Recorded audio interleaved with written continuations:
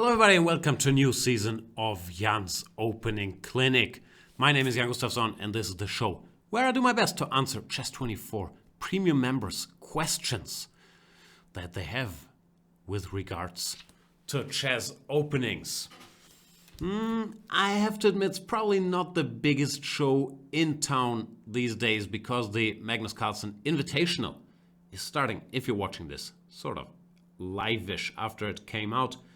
It's starting any minute. I'm recording this right before round 1, which, brings us some interesting pairings. Kazu Nakamura, Alireza Firouzja against Ding Liren should be sort of a fun event. And I can't wait to, do a bit of commentary with it and on it. Anyway, this is Opening Clinic. If you missed this season but you want to ask your question in the next one, you can become a premium member. Also allows you to challenge all these guys like Magnus, like Alireza, like Fabian Caruana in banter blitzes that they will be doing now before or during the Magnus Invitational. You can save 40% off premium at chess24.com with the code STAYATHOME. So check that out if you want to keep the action going. Let us jump into the action now and look at question number 1. If I see this correctly, the first 2 questions are about the Dutch, about d4, f5, which any self-respecting opening clinic should say, okay, they put their pawn on f5, you're much better. You should be able to handle this from here. What more help do you need than 1 f5? But let's try to address those questions. TurfanFragment is saying, I play d4, f5, knight to c3. Perfectly good move. How do I best exploit attempts to go into Leningrad defense with 2g6? 2g6 is a pretty bad move in that situation. Let's bring up the board. So d4, f5, you go knight c3, which is fine. The main moves are something like d5, bishop f4, white is a bit better, or knight f6, bishop g5, d5, e3, e6, knight f3, and so on. White is also a bit better, but what you are concerned about is d4, f5, knight c3, g6. But as you can see by the little engine bar, computers do not like this move, and there is not just the move e4, which should give white an edge, but here, playing g6 is really asking for it. And h4 already gives white a close to decisive advantage, I would say. Like with half sensible moves, this is as good a position as you can have as white, with white after 3 moves. It's even strong after d4, f5, g3. If they start with g6 here, h4 is still good, so Leningrad experts will go knight f6, bishop g2 and g6, when h4 is less good now. But with a knight on c3 instead of pawn on g3, this is just crushing. For example, knight f6, h5, if they take, you take, gh, e4, and black will just not survive. This is checkmate. So they have to do something sad like d6, queen h5, king d7, queen f5, e6, queen h3. But this is pretty much a winning, or it is a winning position for white. The black king is by far the most active piece. White will develop and bring the pieces out, castle queenside, and checkmate this guy. I think computers do it even more cruelly. They go for some e5 here. It's hopeless already. So this move 2g6 is really, really bad. And there's not even a sensible way for black to do like damage control. If you go rook g8 here, hg, hg, this is a very sad position as well. Bishop f4, d6, knight f3, whatever. White will play e3, bishop c4 will be looming, queen d2, long castle. The king is in the middle, can't go anywhere. It's just really, really bad. Really, really bad. What else can I say? h4, h6, trying to go h5, g5. You go e4 if they take. Queen g4. It's not going to be pretty. Sample line here. I'm not saying this is best play, but just to show.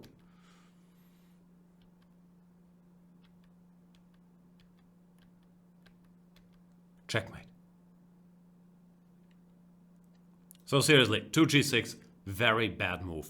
Go h4, and white is pretty close to winning, which you can't complain about after 3 moves. They could try bishop g7 here, h5, and something like knight c6, but it's all horrible. This is there, this is there, this is there. Like, it's really not fun. Sorry, I'm not just saying all these things because I don't like the Dutch defense. The move 2g6 is not helping black's chances here. And after h4. It's just super, super sad. So you should hope for that to happen in every single game of yours, TurfanFragment, but against slightly stronger opponents. No one will play g6. They will all go. Well, first of all, they won't go f5, but if they stumble into this, they will play d5 or knight f6. g6 is a mistake. Thanks for your question. Do we have more questions? Galactic. He's saying, hi Jan, do you know how to best play against the killer Dutch? Is it refuted or close to? What is a killer Dutch? After d4, f5, g3, knight f6, bishop g2, e6, c4, bishop e7, knight f3, castles, castles, d6, knight c3, queen e8. That's a killer Dutch. There are many options for white. What is best? What would you play? Best health wishes. Galactic. Thank you, thank you. It's one of these lines that I never really studied because it looks so strange from black's viewpoint. Like d5 and c6, the stone wall. d5 and c6 here, the stone wall looks like a sensible enough opening. I wouldn't play it because I don't like this weakness of the square, but that is a serious opening. Or c6 followed by d5, whatever. But d6 and then, I don't know, to go queen e8, queen h5 and try to checkmate here, I guess. I just don't really see it working. Sorry, I know, I'm sure I'm oversimplifying the killer Dutch and I will get angry letters from Simon Williams fans who are saying, no, it's actually quite sophisticated. You know, sometimes you can go knight e4, sometimes you can go a5, knight a6, and you don't need the center or king safety. There are all kinds of strategic plans. I'm not buying it. So knight c3, what are you saying was the move here? Queen e8. Yeah, I looked at knight e4 at some point, but then you can take. And I think either knight e1 or knight d2 were good. This, yeah. Anyway, knight c3. Queen to e8. White has, I would guess, a lot of options for me. Even doubt in all these Dutch positions. I always like to go b3 because, you know, how bad can it be? We prepare to bring this bishop to a3 or b2, play a productive role, and ask black what he wants to do. I'm not sure if this is the best move, or I think computers like it, or I know computers like most moves, but I'm not sure if computers like this more than let's say queen c2 or rook e1, which also seems sensible. But b3 is a move I usually like, and I'm not sure what black wants here, frankly. One trick I know is that if they go queen h5, which I guess that's the idea of queen e8, now we can go bishop a3, which is a tricky little move, because often there's this theme that, I don't know, let's say a5, white goes d5. I'm not even sure if d5 is the best move, I just want to show the theme here. And after e5 we can take. So bishop a3 is directed against all these d5s. Having said that, I think my computer says after a5, e3 is even better, and white has a really big advantage. Now knight a6, d5. Once again, d5, knight takes e5, knight takes e5 is a key trick, which is why this bishop a3, especially after the queen went to h5, looks like a good move. I'm not sure what black plays here. I guess they usually play a5 for whatever reason, and now we probably put our bishop on b2 with the queen still guarding this guy. Bishop a3 gains in strength, so you could make a case for saying, now that you committed the bishop here, now we go queen h5. The good news is white is still much better, and Compy Boy was very happy moving this knight to either d2 or e1. He even preferred knight e1, I think, but to me knight d2 looked very natural. Just preparing e4, we're not going to get checkmated, and any endgame will just be suffering for black. So that looked excellent to me as well. I guess you could develop pieces and say, you know, I was only kidding about this queen e8 situation. My real plan was to go knight a6. But now rook e1 also strikes me as pretty sad. This is one trick, this I learned as a kid, which I think also works in this position. You go e4 here. It's probably not best. And you could also just play e3 with a serious advantage. Just bring the knight over to f4. I just wanted to show the trick because it left an impression on me. e4, fe, knight e4, rook e4, and if queen e4, knight h4 traps the queen in the middle of the board, which is rare. So they should do something else, whatever, knight b4. But white is much better here as well after queen e2. So this is a move worth remembering.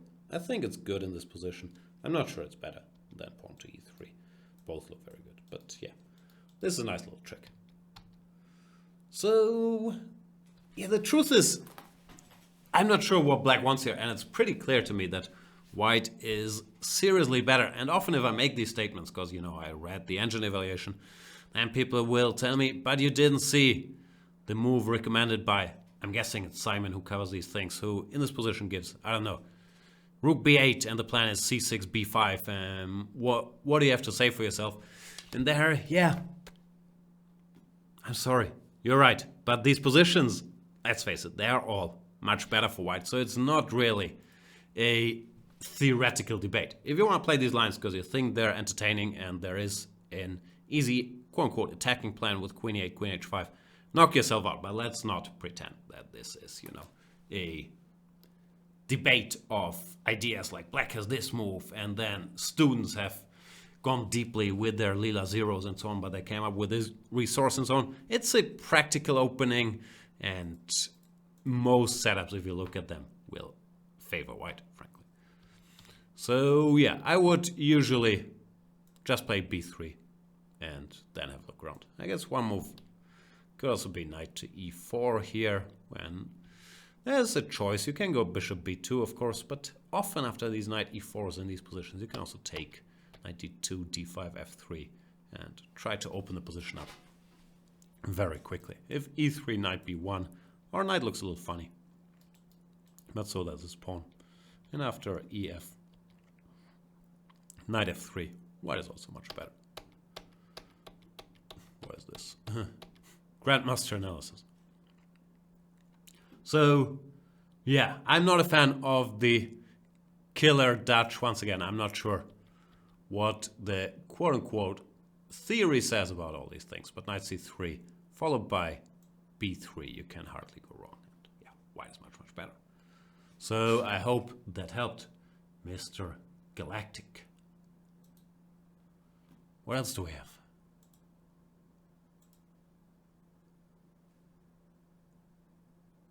Intermove is saying, hi Jan, I think I have a pretty good opening repertoire for me, with one knight f3 against almost all black options.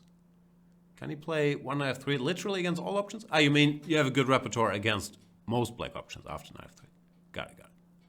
Except against one c5, often followed by g6. Normally I play setups with b3, bishop b2, but I don't want to go b3 on the second move because also there are some drawbacks. I see. I also like playing the King's Indian defense, so I'm okay with knight f3, g3, bishop g2, castles, etc. But I struggle a bit against black's normal setup, c5, g6, bishop g7, knight c6. What are the plans for white in these structures? Oof, he's using the P word. That's not welcome on this show. It depends what moves you do. The plans will be different after 2 e4 than after 2 c4. And can you give me some model games so I can study them? Thanks a lot. Intermove. Yeah, once again, that's maybe I misunderstood, but it seems like a pretty broad question for plans and model games, but you want to go knight f3 and then, I don't know, fianchetto the bishops, but you don't quite like it against black's plan of c5, knight c6, g6, bishop g7, yeah. So I guess you fianchetto, you stop g6, bishop g7 if you go b3. But you said there are some drawbacks here as well, so you didn't want that. I don't know, I can tell you what I play. I would go c4 and after knight c6. Most of the time I would play d4. But from how you described your style, I don't think this is what you would want. Like, yeah, you get these positions. And play becomes very different from the usual slower knight f3, g3, b3 positions. So you can, of course, just play a line like this when black can play g6, but now he has to deal with e3, which I think I covered in some detail in the last opening clinic. You want to push d4 quickly, and it, once again, becomes a very different type of game where black has to know what he's doing, and white certainly has chances for an opening advantage here. So that's another option that I would strongly consider if I knew my opponent would go c5, knight c6, g6. So yeah, I really struggle with plans or model games because I'm not quite sure what you want to do. Like, obviously, the model games will be different if you want to go c3 here and after knight f6 play d4 transposed to for example, the exchange Slav. Then if you play to b3 or to g3 or what I just mentioned, what I would do, these two c4 things. After g3, knight c6, bishop g2, g6 is a very playable system, and more often than not, you would still play c4 here, and we would get into these symmetrical English type of things, where, once again, so much depends on how black plays. Like, does he play e6, knight g7? Does he play, or let's maybe start with knight c3, not with castles. Does he play with e6 here? We recently saw his game Wang Hao versus Giri after h4, knight f6. Things became sharp. Oh no, it was h4, h6, sorry. h4, h6, d4. Things became very sharp. Or do they play d6 when after castles, for example? I've played this plan with bishop to f5. And once again, white has many plans. I think Magnus played h3 followed by king h2 here to stop black from going queen d7 and bishop h3, which is probably critical. And then you can start doing your thing either on the queen side with d3, bishop d2, a3, rook b1, b4, or maybe in the center some d3, bishop e3, and some later d4. So those are typical things, but they're sort of dependent on the black move bishop f5. If they go knight f6 here, then d4 is by far the best move, gaining space in the center, when you could transpose back into some King's Indian position if black castled. If they go e5, we have yet another different structure where the typical plan is to shuffle this knight around later, or one typical plan. So, sorry, it's too broad a field. I would need some direction. I told you what I would do. I would go c5, c4, knight c6, and now either d4 or knight c3 if I felt good about my opponent playing g6 here, when after e3 I like white's position. But here you also have to deal with e5, which is an interesting move, or knight f6, when you can once again go for d4, or you can go for g3 now, when most players will play something like d5 or e6 here. So it's, yeah, it's a broad field, but that's how I would tackle it. If you want to play knight f3, c5, b3 and specialize here, I'm not against it. You said that was not really what you were looking for, but maybe that's more your cup of tea than these more mainstreamy theoretical routes I was mentioning.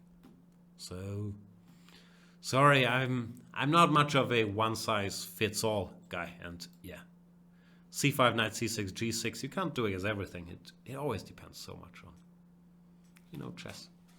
One side makes a move, the other side makes a move, and every move can change the dynamics big time.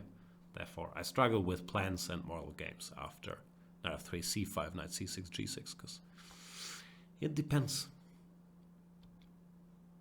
Sorry. I did try. Do we have more questions?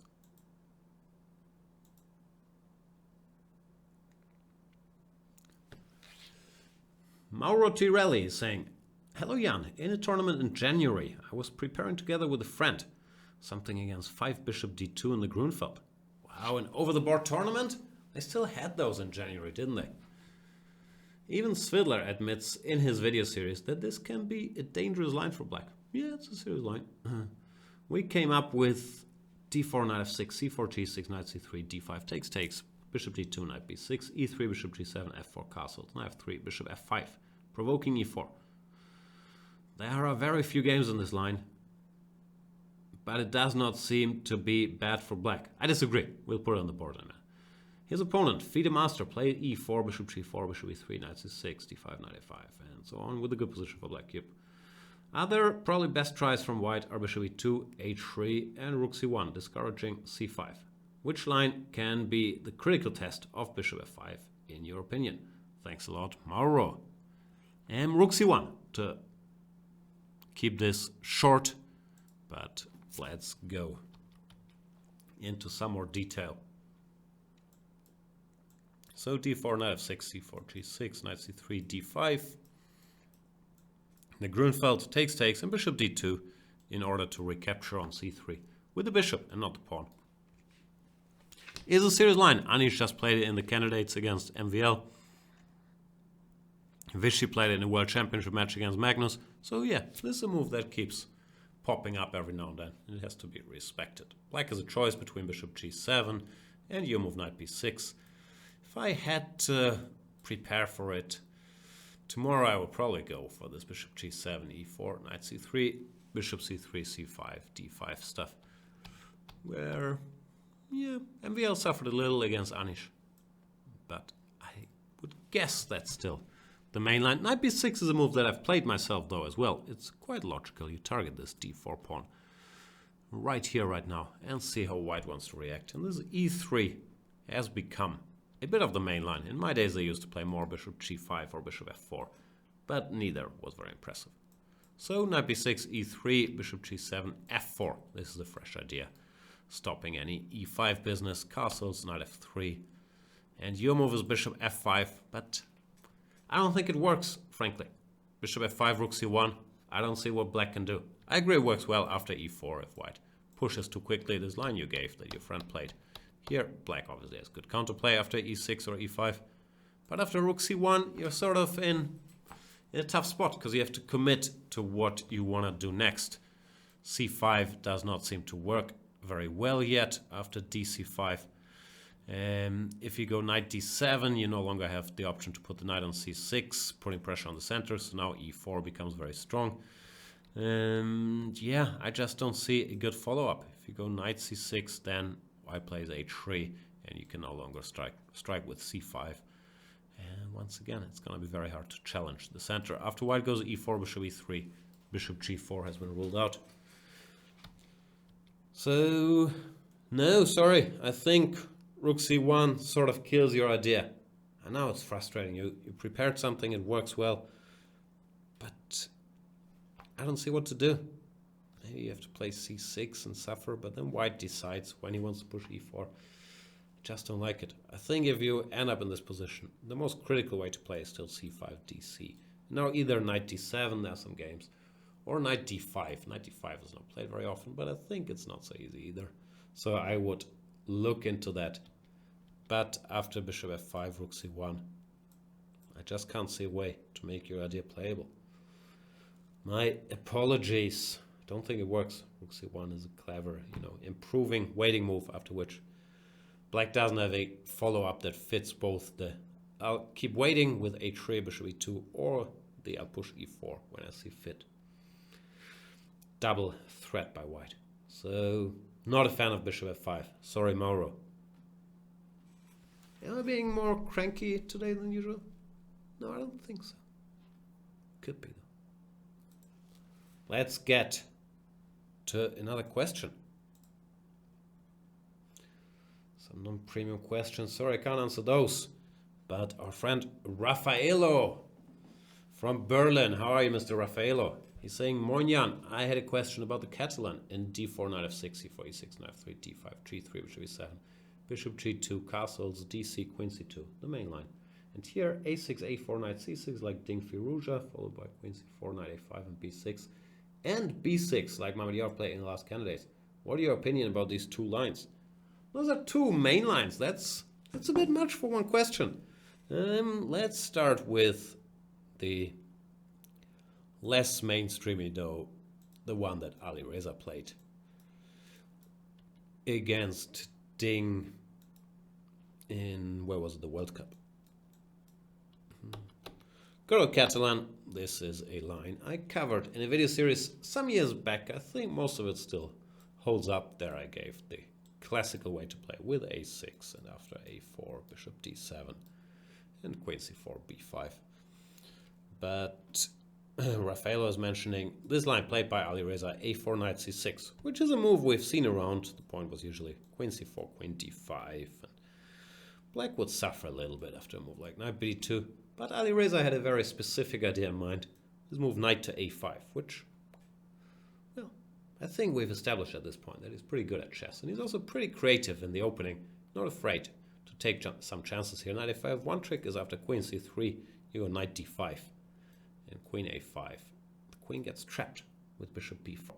So, always gotta be careful with Mr. Ali Reza. Knight a5, I think the correct move is queen c2, as Ding played as well, keeping an eye on c5. Now you go b6, knight e5, all of this was played. If black were to get bishop b7, he'd be fine, so you have to do something before black does this. And this is a very sensible try. Takes queen e8. And here I could not find full equality after this move. Rook to d1, which I think Ding also played, no? I also checked bishop g5 back then. Something like h6, takes, take a pawn. It looks like black is probably just active enough to survive here. I'm not sure if it's fully equal, but it looked like black could probably hold this move by move with, you know, rook activity and so on, even though it didn't seem like great fun either. But here, with a somewhat alone white king and the activity, thought black should hold.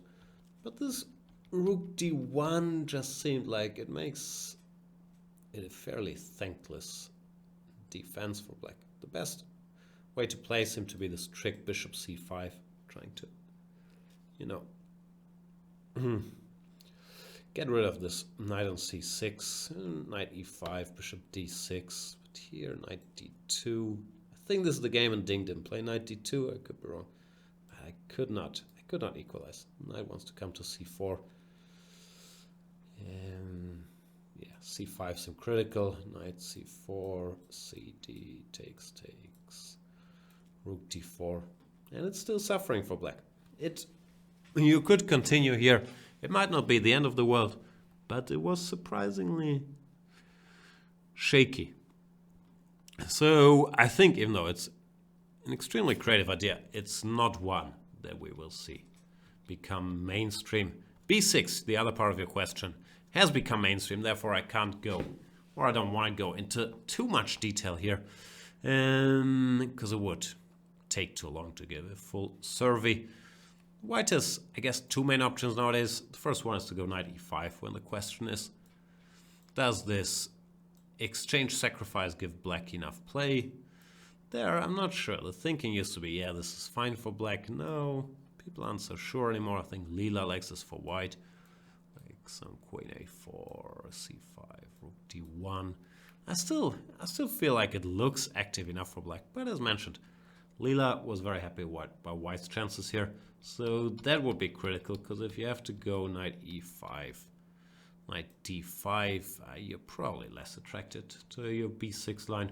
And if white doesn't want any of this craziness, he can play the old line bishop g5, which is very solid. And after knight d5 takes either knight e5, which is very solid, but black probably equalizes, or knight bd2, which often includes a pawn sacrifice like b5, b3, takes. This is like, I think Grishuk Nakamura maybe. I would think these positions look better for white, even though he's a pawn down. But in practice, they often turn out to be pretty resilient for black. So I wouldn't claim white is better here, but I am no longer such a big fan of this b6 move. I think I played it once or maybe twice, probably once in Bundesliga against a weaker opponent. But yeah, not a giant fan. So I think the old school line with a6 is still probably where I would go. Of course, there's alternatives like this b5 and c6 and whatnot. But not a big fan of either line that you're mentioning currently, Raffaello. Could change, of course. That's how I feel right now.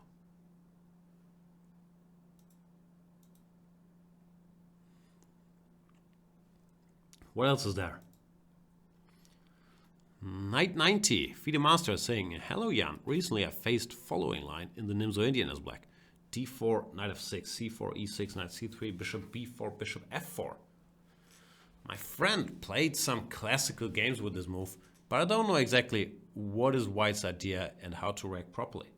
I don't know what white's idea is either. It looks fairly random. Like, not bad, but it looks very, you know, unspecific, this move. What's the point? Could you bring me closer to that move? It's missing in your Nimzo series, which is great in my opinion. Thank you.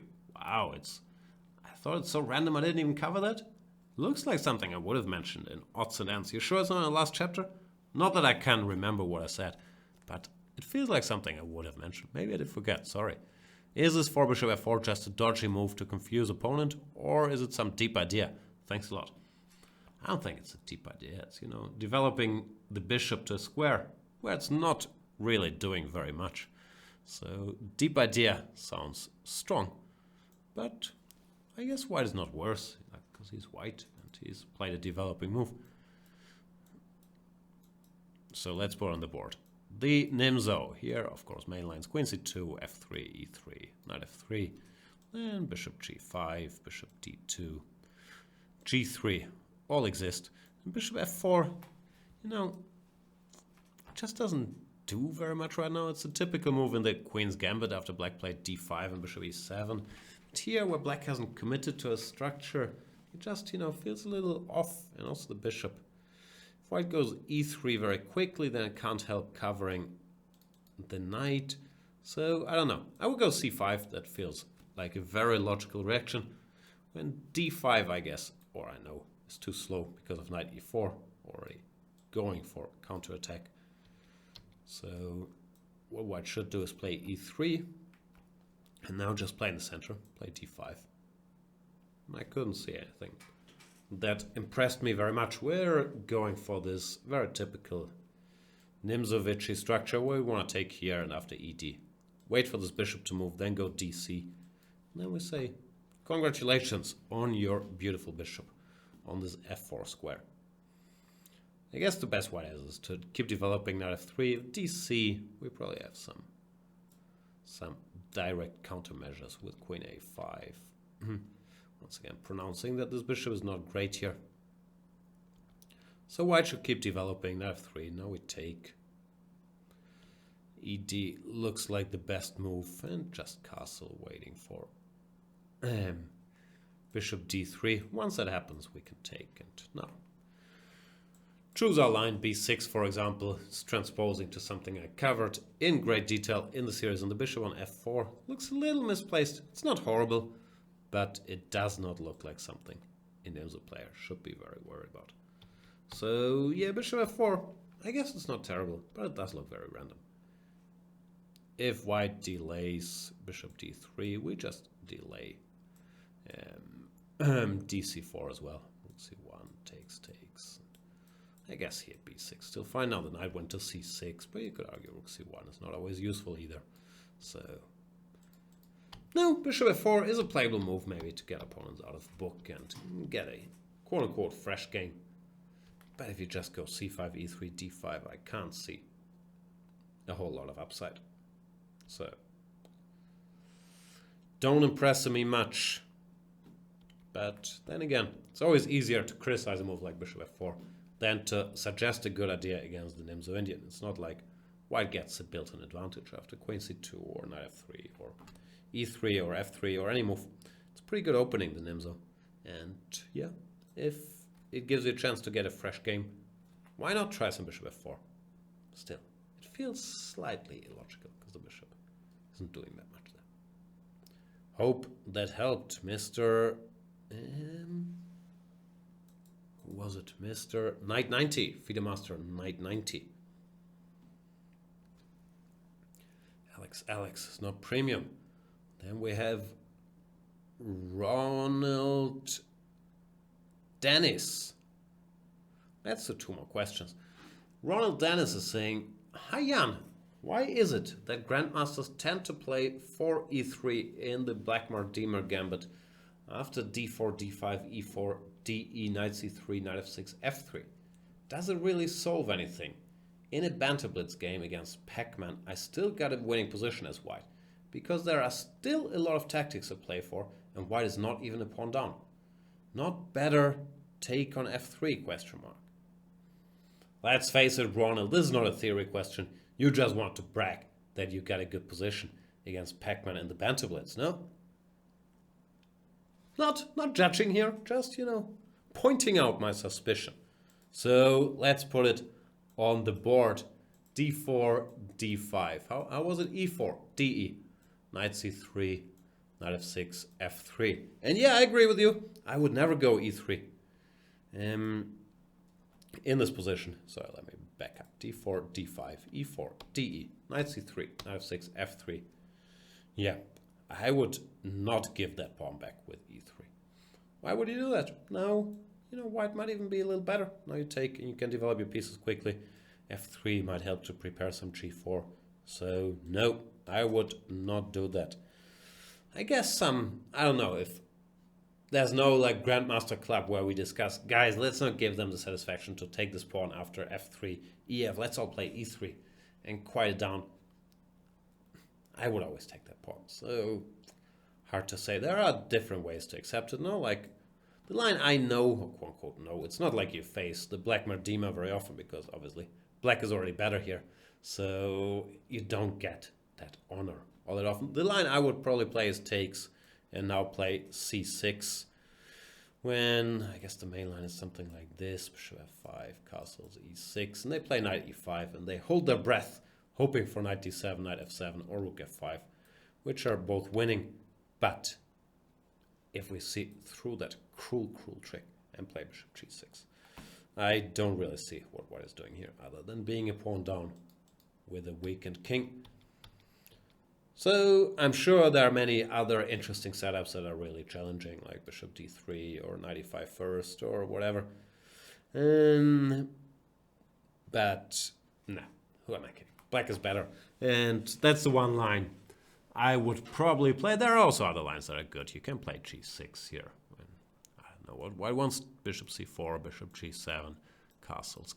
I guess it's like a Lawrence Trent position where they go queen e1, queen h4, which should not work against good play, but at least why give white players the satisfaction to play this queen e1, queen h4? They'll feel so good about themselves. And we don't want that. Sorry, I understand you're probably asking from the white side of things, but you know me, I am team pawn on this one. Should be 3, 6. Like, white doesn't have enough here either. Like, 97, 95 is coming.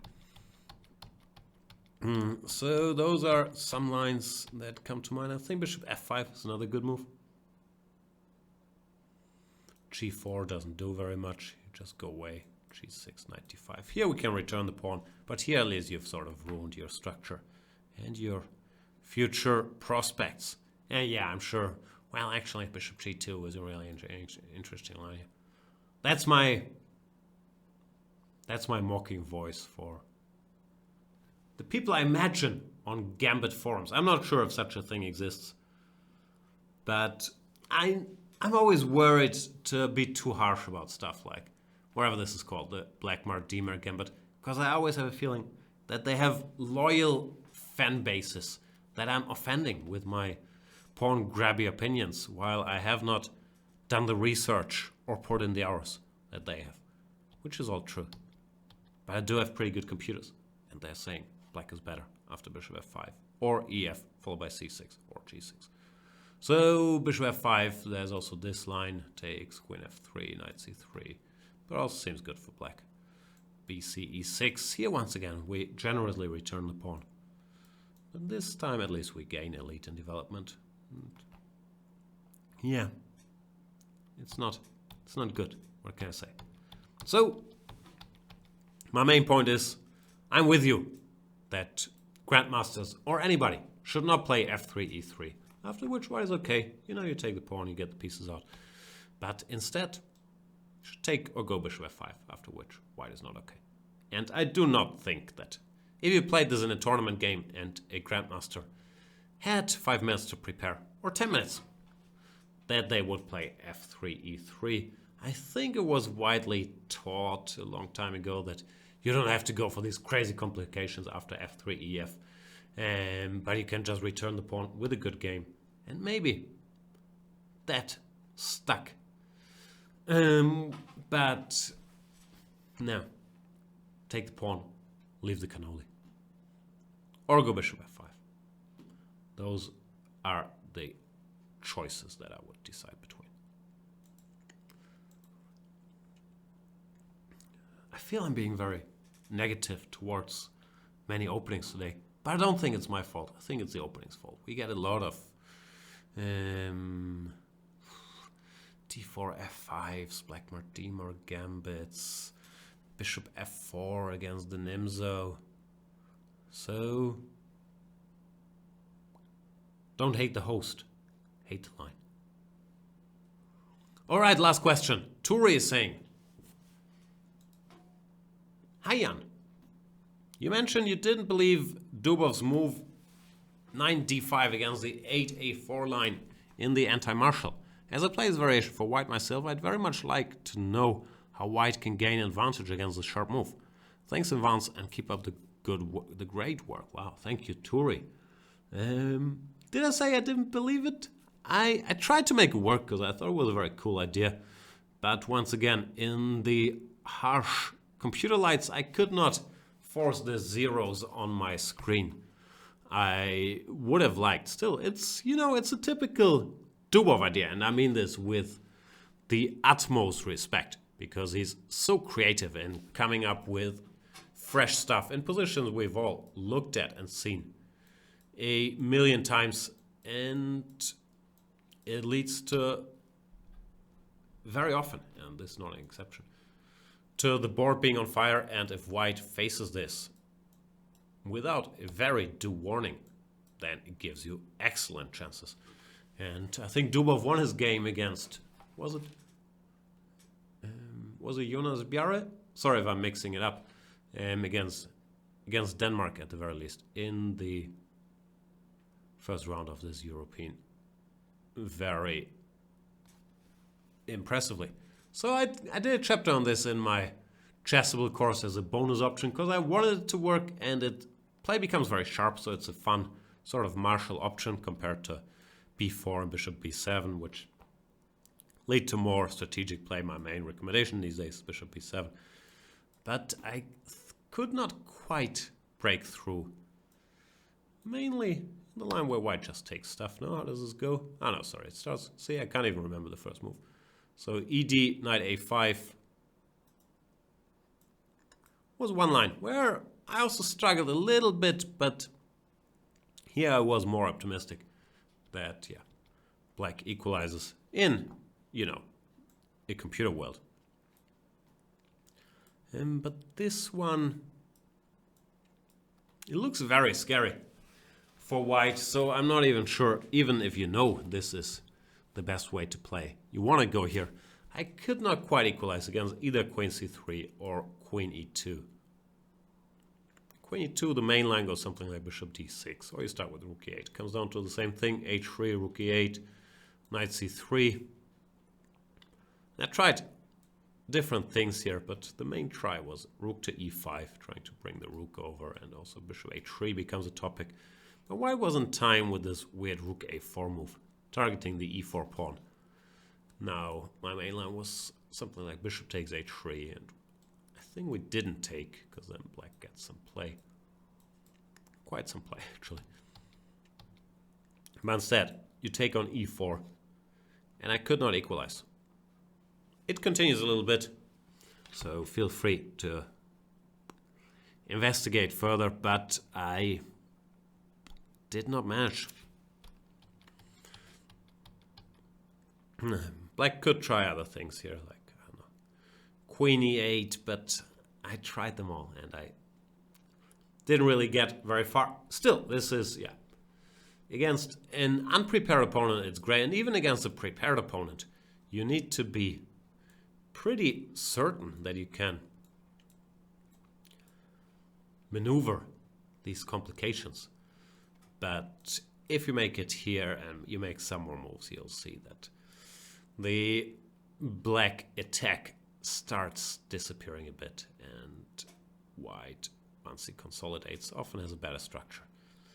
And yeah, it wasn't hopeless for black, but I could not quite make it work to, you know, to lifetime repertoire standard. However, to nasty surprise weapon standard, I could say certainly make it work. And I don't know if I got this position in a Bundesliga game and stared into my opponent's soul at the feeling, he's not ready for D5. I'd be happy to do it. I just feel like every game it's gonna be tough. So that's where I stand on this D5 move. Great surprise weapon, not for everyday usage.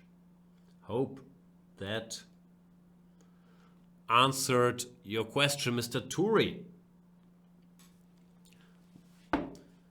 That's it for today. Thank you, everybody, for watching the first episode of this clinic, of course. Over the next couple of weeks, really, it will be all Magnus Carlsen Invitational on this little chess website, on Chess24, where, yeah, I can't wait. Kazu Nakamura, Alireza Ding, Karana Nepomniachtchi, MVL Giri. Every day we get two giants playing each other. 15 minutes plus 10 seconds, 4 games, then Armageddon if the score is tight. I'll be doing commentary with some more giants. I don't mean myself. But Alexander Grishuk might be there. Peter Svidler will be there. Lawrence Trent will probably be there. So some of the players might chime in. I think it's going to be a lot of fun. Looking forward to it.